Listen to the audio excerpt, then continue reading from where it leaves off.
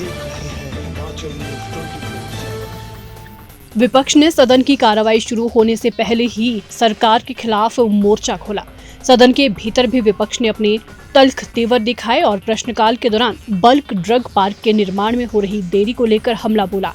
भाजपा विधायक व पूर्व मंत्री विक्रम सिंह ठाकुर ने सदन में बल्क ड्रग पार्क के निर्माण को लेकर प्रश्न पूछा था, जिसका संतोषजनक जवाब न मिलने पर विपक्ष ने सदन में हंगामा किया और सदन से वॉकआउट किया। नेता प्रतिपक्ष जयराम ठाकुर ने कहा कि बल्क ड्रग पार्क के निर्माण कार्य को सरकार जानबूझकर लटकाने का काम कर रही है, जबकि पूर्व सरकार की कड़ी मेहनत के बाद प्रदेश को बल्क ड्रग पार्क की सौगात मिली है। प्रोजेक्ट के निर्माण से प्रदेश की इकोनॉमिक स्थिति में बदलाव होगा और बेरोजगारों को रोजगार भी मिलेगा, लेकिन सरकार प्रोजेक्ट के काम को रोकने का प्रयास न करे। जितना गुमराह कर सकते हैं सदन के अंदर, सदन के बाहर, वो करने की कोशिश कर रहे हैं। आज बहुत महत्वपूर्ण प्रश्न था कि हिमाचल प्रदेश जिस छोटे से प्रदेश में भारतीय जनता पार्टी की सरकार के दौरान दो बहुत महत्वपूर्ण प्रोजेक्ट मिले हैं इंडस्ट्रियल सेक्टर में।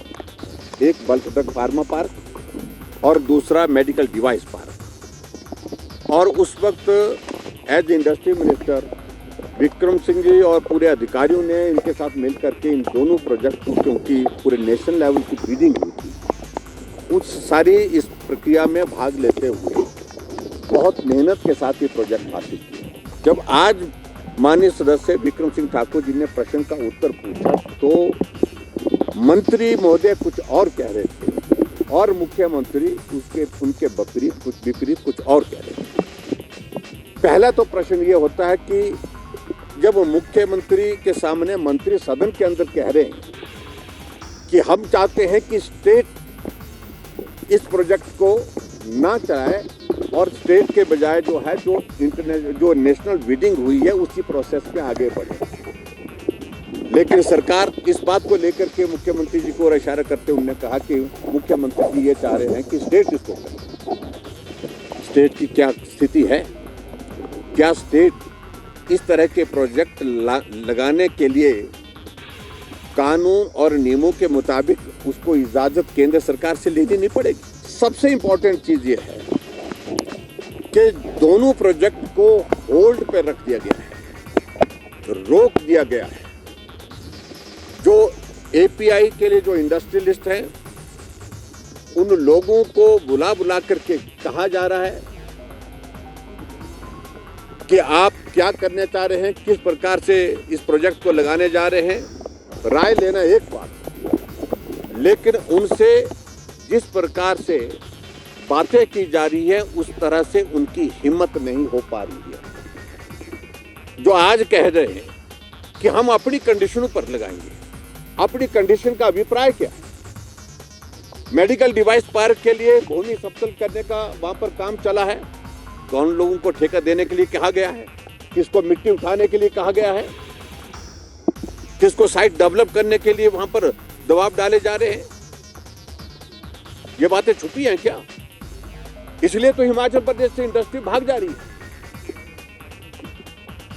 और यही स्थिति जो है वो हमारे बल्क ड्रग फार्मा पार्क, जो भी उस सेक्टर में जो उस एपीआई के जो इंडस्ट्रियलिस्ट हैं जो लगाना चाहते हैं, यूनिट लगाना चाहते हैं, वहां पर इन्वेस्ट करना चाहते हैं, उनके सामने जिस प्रकार के प्रस्ताव रखे जा रहे हैं उन प्रस्तावों की परिस्थिति ऐसी है कि कोई हिम्मत नहीं जुटा पा रहा है।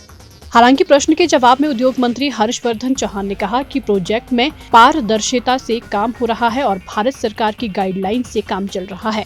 मुख्यमंत्री ने कहा कि प्रोजेक्ट को बंद करने की सरकार की कोई मंशा नहीं है, लेकिन प्रोजेक्ट के काम में समय लगेगा। प्रोजेक्ट को हिमाचल की शर्तों के अनुरूप आगे ले जाया जाएगा। जवाब से असंतुष्ट विपक्ष ने सदन से नारेबाजी कर वॉकआउट किया। नेता प्रतिपक्ष जयराम ठाकुर ने कहा कि नौकरियों को लेकर मुख्यमंत्री सुखविंदर सिंह सुक्खू ने बीते कल सदन में झूठ बोला था, जिसको लेकर आज सदन में कांग्रेस का मैनिफेस्टो रखा गया, जिसमें साफ लिखा गया था कि सरकार बनने पर कांग्रेस पहले ही कैबिनेट में 1 लाख सरकारी नौकरी देगी और 5 साल में 5 लाख रोजगार दिए जाएंगे। लेकिन अब तक मुख्यमंत्री सदन में झूठ बोल रहे हैं कि कांग्रेस ने ऐसा कहीं नहीं बोला। मैनिफेस्टो अलग है और 10 गारंटियां अलग है। कांग्रेस ने झूठी गारंटी देकर सत्ता हासिल की है और अब झूठ के सहारे सरकार चला रहे हैं, लेकिन जनता अब गुमराह होने वाली नहीं है। विपक्ष जनता की आवाज को बुलंद कर रहा है। पिछले कल उन्होंने कहा सदन के अंदर कि हमने नौकरियां नहीं कहा है, 1 लाख नौकरियां नहीं कहा है, हमने 1 लाख रोजगार कहा है। आज और सरकार के नहीं, उन्होंने कहा कि वो प्राइवेट सेक्टर का हो सकता है, किसी भी तरह का रोजगार हो सकता है, इस प्रकार की हमने बात कही है। हमने वहां पर कल डॉक्यूमेंट प्रस्तुत करने की कोशिश की, लेकिन उन्होंने कहा ये जो है ये सत्य पर आधारित नहीं है, ये तो है वो फेक है। फेक करके उन्होंने इस प्रकार का कहा कि ये गलत है। आज हमने उनका घोषणा पत्र लाया और वो घोषणा पत्र विधिवत नियम के अनुसार हमने सदन में ले किया। ले करने के बाद स्पीकर साहब ने उस घोषणा पत्र को मंगवाया अपने चेयर पर और वहां उन्होंने वही पंक्तियां, वही शब्द पढ़ करके सुनाए और जिसमें कहा कि 1 लाख सरकारी नौकरियां दे दी जाएंगी। ये शब्द है, 1 वर्ष ये लिखा हुआ है। तो ऐसे में फिर कौन झूठ बोल रहा है? और उसके बाद बोल रहे थे कि ये तो घोषणा पत्र है, हमारा गारंटी पत्र और है, ये गारंटी पत्र और है, घोषणा पत्र और है। गारंटी पत्र का भी हम अध्ययन करेंगे।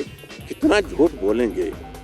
हिमाचल के इतिहास में आज से पहले जितने भी मुख्यमंत्री रहे, कम से कम खुलेआम कैमरे के सामने, लोगों के सामने इस प्रकार का झूठ कभी नहीं बोला गया जो वर्तमान मुख्यमंत्री। हिमाचल न्यूज़ 24/7 के लिए शिमला से लक्ष्मी ठाकुर की रिपोर्ट।